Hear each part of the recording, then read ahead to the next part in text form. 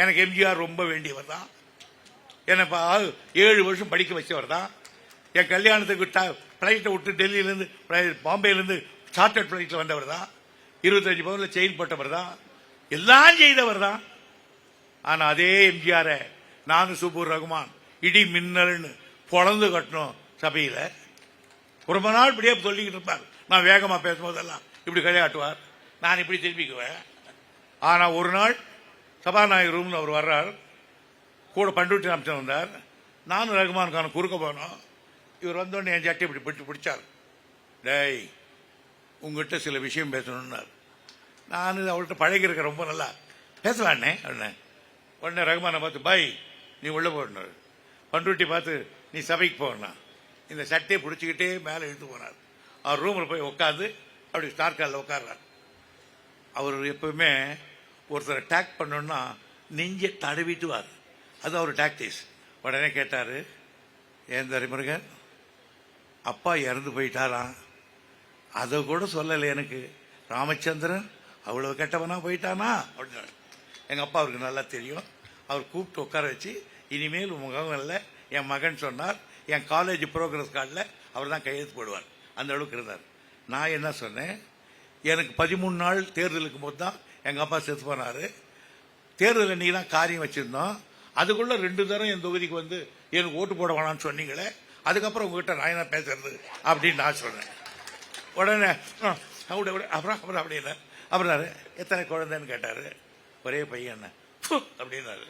நான் ஒரு புத்தி கேட்டவன், அது கூட இல்லாத ரொம்ப இருக்கிறான்ட்டேன். எனக்கு அப்புறம் பையன் வேத்து போச்சு. எடா பொம்பா பண்ணிட்டுமே அப்படின்றோட ஜாக்கிரதையாக பேசிட்டுமேன்னு அப்படி அப்படின்னு. சரி, அதெல்லாம் போட்டோம். ரொம்ப நேரம் பேசணும், அதெல்லாம் வேணாம். ஒரே ஒரு சொல்கிறேன், நான் என்ன சொன்னாலும் நீ கேட்பியான்னாரு. என்ன சொன்னாலும் கேட்பேன். என்ன சொன்னாலும் தவற மாட்டிய? தவற மாட்டேன். இங்க வா, இந்த ஜன்னல் இருக்குல்ல, இதில் ஏறி கீழே குதி பார்க்கலான்னாரு. மனுஷன் ஒரு வழியாக பண்ணிக்கிறான் போலுக்கிறப்பல நினச்சிட்டு நான் சர்ரு நாங்கள் போனேன். செக்யூரிட்டி கூட்டார், கூடு குதிச்சாலும் குச்சிருவோம், உட்காரியா நீங்கள் அப்படின்னாரு. சரி சொல்கிறேன், அதெல்லாம் போட்டோம். இன்னொன்று சொல்கிறேன், அது செய்தியா, குதிக்கிறது இல்லை உட்கார்றதுன்னு சொல்லுங்கண்ணே. நான் உட்கார்றேன் இல்லை, என் பக்கத்தில் நான் ஒரு உட்காந்துருக்காருல்ல, அந்த இடத்துல போய் நீ உட்காந்துரு. உங்கள் சீட் இல்லையா? ஆமாம், என் சீட்டில். நான் வந்து உன்னை என்ன மந்திரின்னு நான் சபையில் அனௌன்ஸ் பண்ணுறேன். நான் சொன்னேன், என் உயிரே வேணும்னு நான் கூட கொடுப்பேனே தவிர கட்சி மாறுற வேலையை நான் செய்ய மாட்டேன். கட்சி மாறுற வேலையை செய்ய மாட்டேன் அப்படின்னு. என்ன சொல்றேன்னார். அண்ணே, நான் இருக்கிற இடத்துல தானே நீ இருக்கணும் அப்படின்னாரு. இருப்பேண்ணே. நீங்க கத்தி சண்டை போறத பார்த்து ஆஹா நான் வச்சு, அதனால நீங்க திமுக அதனால நான் திமுகன்னா நான் உங்களோட இருந்திருப்பேன். நான் அப்படி வரல. திராவிட நாடு கிடைக்கும் என்று அண்ணாவை நம்பி ஒரு பெரிய இயக்கத்துக்கு போகிறோம் என்று ஒரு காலத்தில் இந்த இயக்கம் தியாகத்துக்கு கேட்குமானால் அன்றைக்கு தாகம் புரிவதற்காக வாய்க்கரிசை வாயில் போட்டுக்கொண்டே இந்த கட்சியிலே நுழைந்தவன் துரைமுருகன். ஆகையினால் என் கட்சி திமுக, என் தலைவர் கலைஞர். அப்ப என்ன பண்ணார், உடனே இந்த சேர ஒரு உதவு வச்சார்.